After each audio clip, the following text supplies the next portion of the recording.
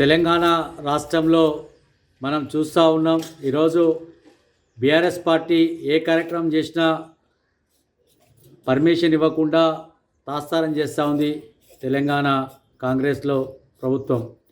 ముఖ్యంగా రైతులు పడుతున్నటువంటి బాధలను తీర్చడం కోసం రైతుల పక్షాన పోరాటం చేస్తూ ఉంటే మా యొక్క గొంతును నొక్కే విధంగా ఈ యొక్క కాంగ్రెస్ ప్రభుత్వం వ్యవహరిస్తూ ఉంది.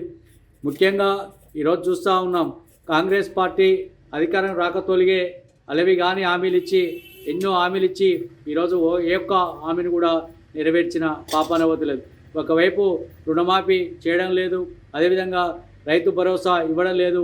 ఆనాడు రేవంత్ రెడ్డి గారు ప్రతి రైతుకు ఎకరానికి 15,000 రూపాయలు ఇస్తున్నాడు, 15 పైసలు కూడా ఇవ్వలే.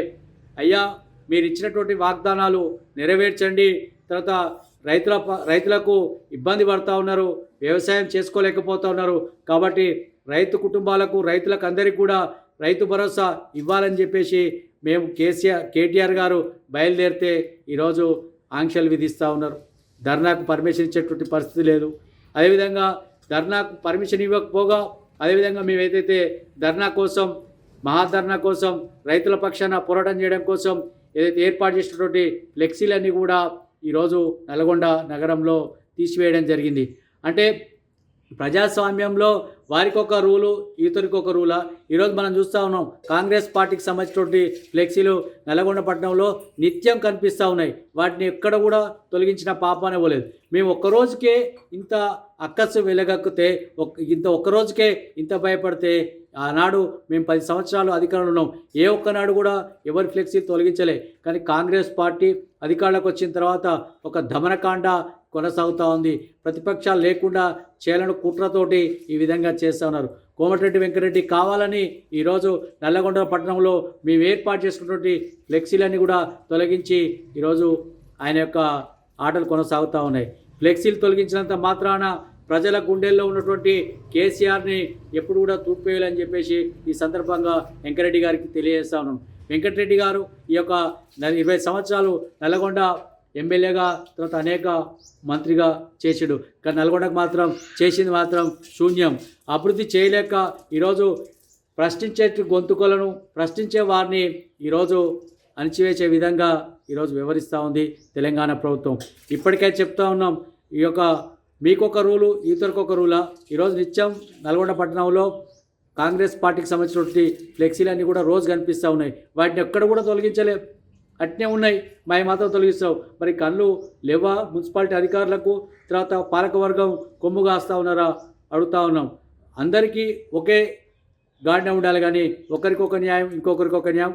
ఇప్పటికైనా చెప్తా ఉన్నాం, మీరు ఫ్లెక్సీలు తొలగించినంత మాత్రాన, అరెస్ట్ చేసినంత మాత్రాన, మాకు పర్మిషన్ ఇవ్వకపోయినంత మాత్రాన మా ఉద్యమాన్ని ఆపం.